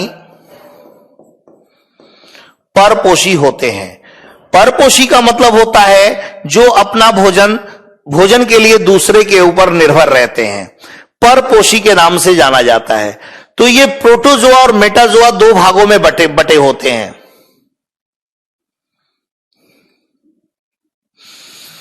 तो ये एनिमेलिया जो है ये प्रोटोजोआ और मेटाजोआ 2 भागों में बटा होता है बेटा। प्रोटोजोआ किसे कहते हैं इसे ध्यान से सुनिएगा। प्रोटोजोआ एक ऐसा परिवार है जिसमें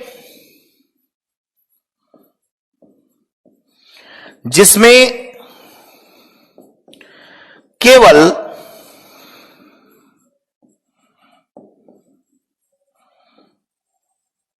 यूनिसेलुलर जीव रहते हैं, जिसमें केवल एक कोशिकीय जीव रहते हैं, प्रोटोजोआ कहलाता है। प्रोटोजोआ के अंतर्गत मैंने आपको बताया हुआ है अमीबा,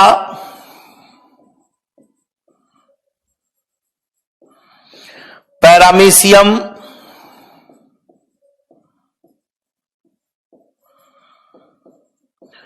प्लाज्मोडियम इत्यादि।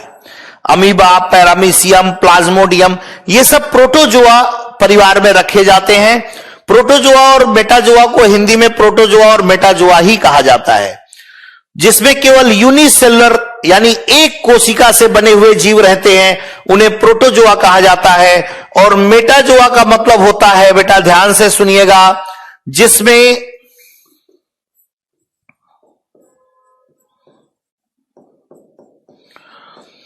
बहुकोशिकीय यानी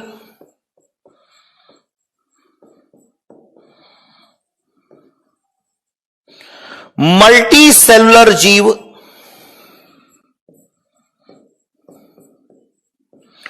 रहते हैं, उसे मेटाजोआ कहते हैं। मेटाजोआ के अंतर्गत आपको हाइड्रा,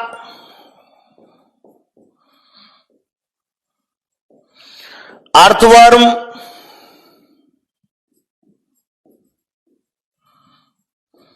ह्यूमन इत्यादि ये सभी के सभी बहुकोशिकीय जीव होते हैं, इन्हें मेटाजोआ के अंतर्गत रखा जाता है। प्रोटोजोआ सिर्फ यूनिसेलुलर होता है और एनिमेलिया में मल्टीसेलुलर और यूनिसेलुलर बेटा दोनों पाए जाते हैं, लेकिन चूंकि प्रोटोजोआ को ना प्रोटिस्टा वाले परिवार में रखा जाता है, ठीक है, इसको इसीलिए मल्टीसेलुलर ही मेनली बोला जाता है, क्योंकि ये एकमात्र परिवार है जो यूनिसेलुलर होता है, इसको प्रोटिस्टा में रखा गया है। ये जो मेटाजोआ है इसके अंतर्गत हम लोग बहुत सारे फैमिली के बारे में पढ़ेंगे। मेटाजोआ में बहुत सारे फैमिली के बारे में पढ़ेंगे, जैसे Porifera,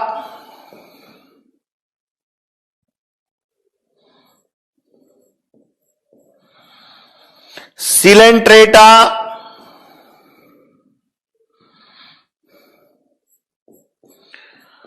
Cnidaria,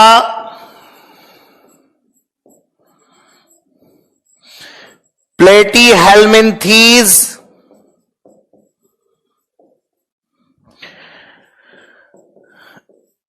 एस्केहेलमिन्थीज,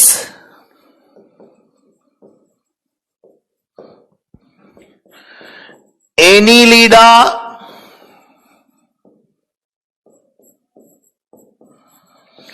arthropoda,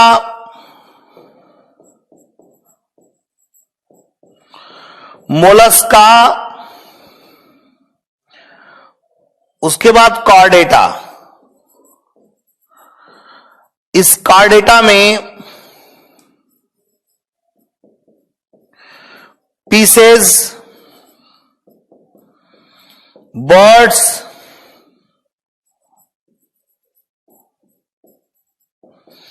amphibian, reptiles,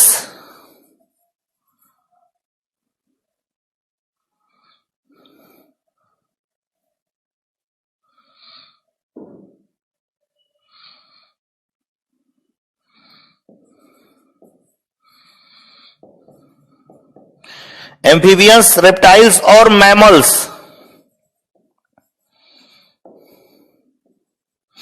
ये पाए जाते हैं। इनको बेटा हम डिटेल में बताएंगे आपको, अभी परेशान होने की जरूरत नहीं है, परेशान ना होइएगा, इनको पूरा डिटेल में मैं आपको नोट डाउन करा दूंगा। बस मेरा उद्देश्य ये था बताने का कि जो एनिमेलिया होता है ये मल्टी सेलुलर भी होता है और यूनिसेलुलर भी होता है। हाँ बेटा, मैं आपको ये बताने के लिए, आपको चूंकि समझाने के लिए, नोट डाउन कर लीजिए, मैं एक एक चीज बोल रहा हूं। एनिमेलिया को जंतु जगत कहा जाता है। जंतु जगत को दो भागों में बांटा गया है, एक प्रोटोजोआ और एक मेटाजोआ। इसको हिंदी में भी लिख लीजिए, प्रोटोजोआ और मेटाजोआ। प्रोटोजोआ और मेटाजोआ लिख लिया। प्रोटोजोआ के नीचे लिखिए जिसमें केवल यूनिसेलुलर जीव रहते हैं, जिसमें केवल एक कोशिकीय जीव पाए जाते हैं। मेटाजोआ के नीचे लिखिए जिसमें बहुकोशिकीय जीव रहते हैं। एक कोशिकीय जीव का एग्जाम्पल लिख लीजिए, अमीबा, पैरामीशियम, प्लाज्मोडियम इत्यादि। बहुकोशिकीय जीव के अंतर्गत हाइड्रा, अर्थवर्म और मानव इत्यादि आते हैं। अब इस मेटाजोआ के अंतर्गत बहुत सारे परिवार आते हैं। मेटाजोआ के अंतर्गत बहुत सारे परिवार हैं। पहला पोरीफेरा, पोरीफेरा, इसको पोरीफेरा लिख लीजिए, हिंदी में भी पोरीफेरा ही कहते हैं। सिलेंट्रेटा, सिलेंट्रेटा हिंदी में भी सिलेंट्रेटा ही कहते हैं। निडेरिया, हिंदी में निडेरिया ही कहा जाता है। प्लेटीहेल्मिन्थीज, प्लेटीहेल्मिन्थीज, प्लेटीहेल्मिन्थीज जिसमें चपटे कृमि पाए जाते हैं, चपटे कृमि। एस्केहेल्मिन्थीज, एस्केहेल्मिन्थीज जिसमें गोल कृमि पाए जाते हैं। एनीलिडा, जिस परिवार का सदस्य अर्थवर्म केचुआ होता है। केचुआ, अर्थवर्म का मतलब होता है केचुआ, अर्थवर्म का मतलब होता है केचुआ, एनीलिडा में रखा जाता है। इसके बाद है आर्थ्रोपोडा। ये क्वेश्चन यहां से पूछा जाता है कि इस पृथ्वी पर सबसे अधिक लिविंग बींग्स रखने वाले, सबसे अधिक जीवित प्राणी रखने वाला परिवार कौन सा है? तो सबसे अधिक जीवित प्राणी रखने वाला परिवार है आर्थ्रोपोडा। आर्थ्रोपोडा को कीट परिवार भी बोला जाता है, इंसेक्ट फैमिली के नाम से भी जाना जाता है। कीट परिवार जिसमें इंसेक्ट्स वगैरह होते हैं, जैसे आपका काकरोच हो गया, मक्खी हो गई, मच्छर हो गए, ये सब के सब आर्थ्रोपोडा के अंतर्गत रखे जाते हैं बेटा। ये मोलस्का, मोलस्का जो होता है ये सेकेंड लार्जेस्ट है, सेकेंड लार्जेस्ट परिवार है एनिमल्स का। इसके बाद कॉर्डेटा, कॉर्डेटा में मछली, पीसेस मीन्स होता है मछली, बर्ड्स मीन्स होता है पक्षी, एम्फीबिया मतलब जल और थल दोनों पर पाया जाए, रेप्टाइल्स मतलब होता है सरीसृप, मैमल्स मतलब होता है स्तनधारी। देखिए अगर एनिमेलिया पूछा जाएगा तो आप दोनों लिख दीजिएगा कि यूनिसेलुलर भी होते हैं और मल्टी सेलुलर होते हैं। नोट करके लिख दीजिएगा कि यूनिसेलुलर ऑर्गेनिज्म जो यूकैरियोटिक सेल से बने होते हैं वो प्रोटिस्टा में रखे जाते हैं। ठीक है,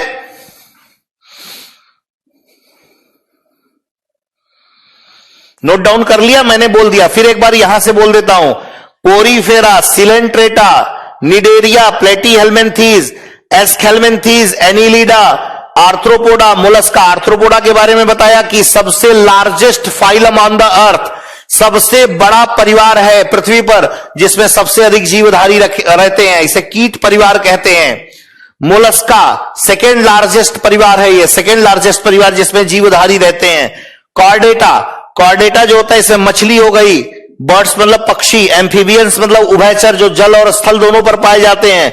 रेप्टाइल्स, रेप्टाइल्स उसे कहा जाता है जो रेंग कर चलते हैं। सरीसृप, मैमल्स, मैमल्स मतलब होता है स्तनधारी जो अपने बच्चे को दूध पिलाते हैं।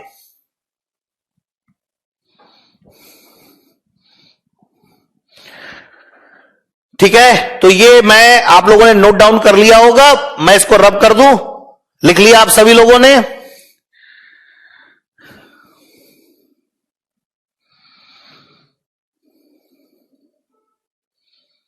अभी तो मेरा ये दूसरे दिन की क्लास है बेटा, अभी क्लास आप करिए, क्लास करिए, आगे आपको और भी बिना जनरल साइंस का कॉन्सेप्ट क्लियर किए आप साइंस टेक के बारे में कुछ भी नहीं जान पाओगे। याद रखना बेटा, अगर आपका बायोलॉजी कंप्लीट हो जाए अच्छे ढंग से तो बायोटेक्नोलॉजी, हेल्थ एंड डिजीजेस में आपको प्रॉब्लम नहीं आएगा। फिजिक्स में कुछ चैप्टर्स अगर आपके क्लियर हैं तो स्पेस टेक्नोलॉजी, नैनो टेक्नोलॉजी या जो इंफॉर्मेशन एंड कम्युनिकेशन टेक्नोलॉजी है उसमें आपको प्रॉब्लम नहीं आएगा। उसी तरीके से अगर आपका केमिस्ट्री वाला पार्ट अगर क्लियर है तो आपको न्यूक्लियर टेक्नोलॉजी, डिफेंस टेक्नोलॉजी और बहुत सारी टेक्नोलॉजी में आपको प्रॉब्लम नहीं आएगा। पूरा जनरल साइंस अगर आपने बायोलॉजी को अच्छे ढंग से अगर आपने पढ़ लिया बेटा तो इकोलॉजी, इन्वायरमेंट, पर्यावरण एवं पारिस्थितिकी में प्रॉब्लम नहीं आएगा। फिजिकल ज्योग्राफी जो आप पढ़ेंगे उसमें भी आपको कहीं से कोई प्रॉब्लम नहीं आएगा। यानी अगर आपका बेसिक कॉन्सेप्ट क्लियर रहेगा, आपके यहां से प्रीलिम्स में 20 क्वेश्चंस पूछे जाते हैं, चाहे वो यूपी पीसीएस हो, हरियाणा पीसीएस हो, बहुत मेजर रोल प्ले करता है बेटा, इसलिए बहुत ध्यान से आपको इसको पढ़ना होगा। ठीक है, इसको हम रब कर देते हैं। ये हुआ बेटा आपका बायोलॉजिकल क्लासिफिकेशन। एक बार थोड़ा सा रिपीट करते हैं बेटा। देखो बेटा, जो बायोलॉजिकल क्लासिफिकेशन है इसको कैरोलस लीनियस ने सबसे पहले प्रपोज्ड किया था, इसे टू किंगडम ऑफ क्लासिफिकेशन के नाम से जाना जाता है। टू किंगडम ऑफ क्लासिफिकेशन के नाम से जाना जाता है। ओके ओके ओके,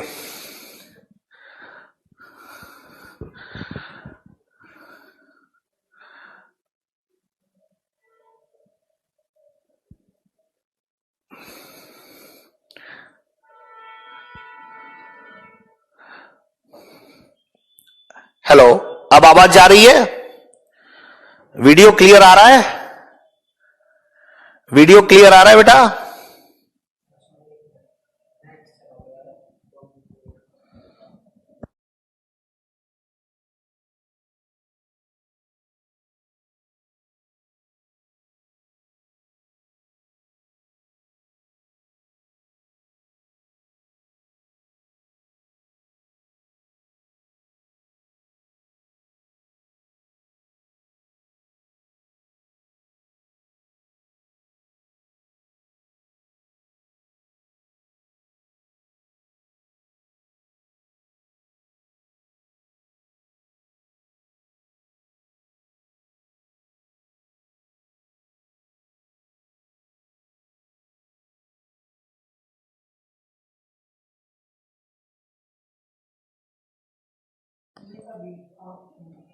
हाँ, अभी थोड़ी सी नेटवर्क एरर है, 2 मिनट आप वेट कीजिए, फिर आपको मैं आगे की क्लासेस को कंटिन्यू करता हूं।